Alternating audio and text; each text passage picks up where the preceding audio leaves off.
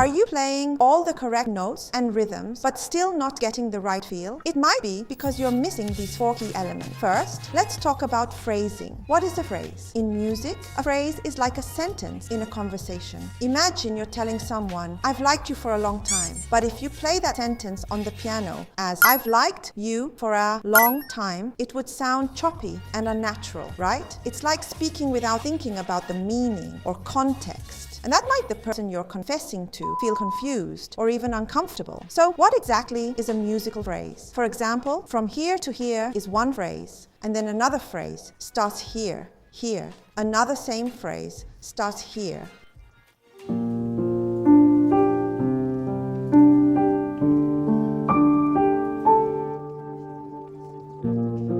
The same one starts it again here.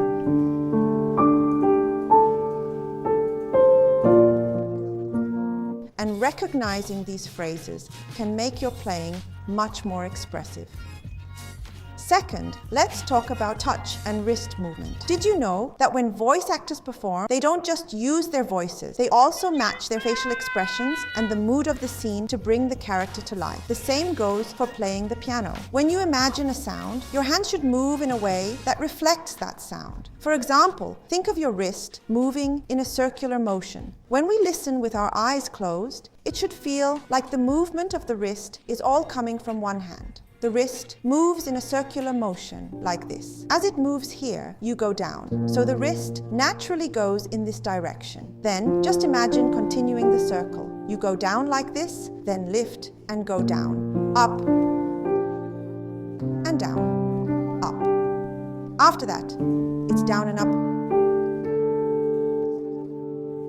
Then down, up again.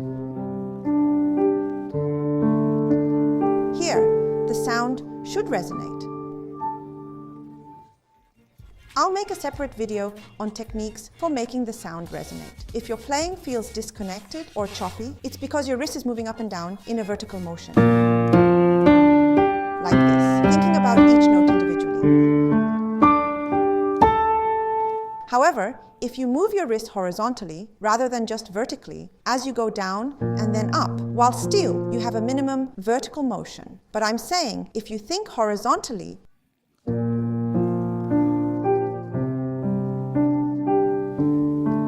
your playing will become much smoother and more connected.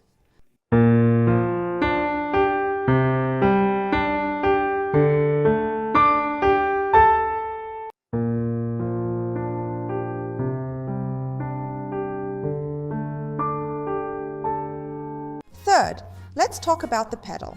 The pedal has 2 main functions. It connects sounds and it makes them resonate. Using the pedal correctly is essential for creating smooth phrases. Let's listen to the difference between playing with the pedal and without it.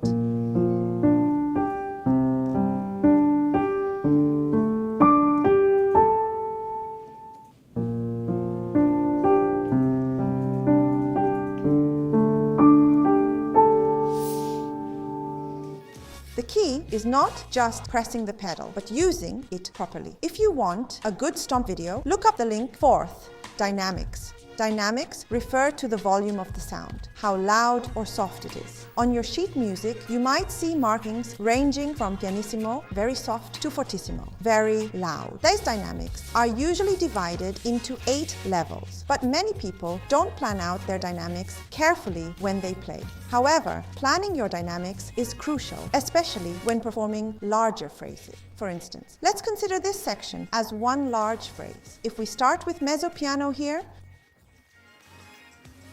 we can gradually get softer. As we approach the end of the phrase, we will play this part in piano. This is how I express this sentence. Then there are 2 short phrases like this. Tirariraran, tirariraran. And then there's another one like this. And then there's a really different melody. In a way, this is the highlight of the song.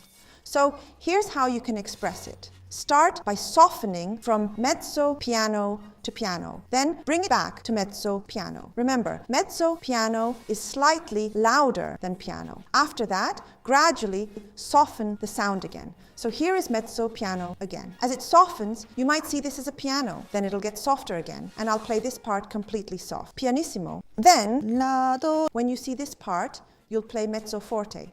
To make this part stand out, I divided the phrases like this. That way, you can make the music richer. Let's say it's one phrase that goes from here to here.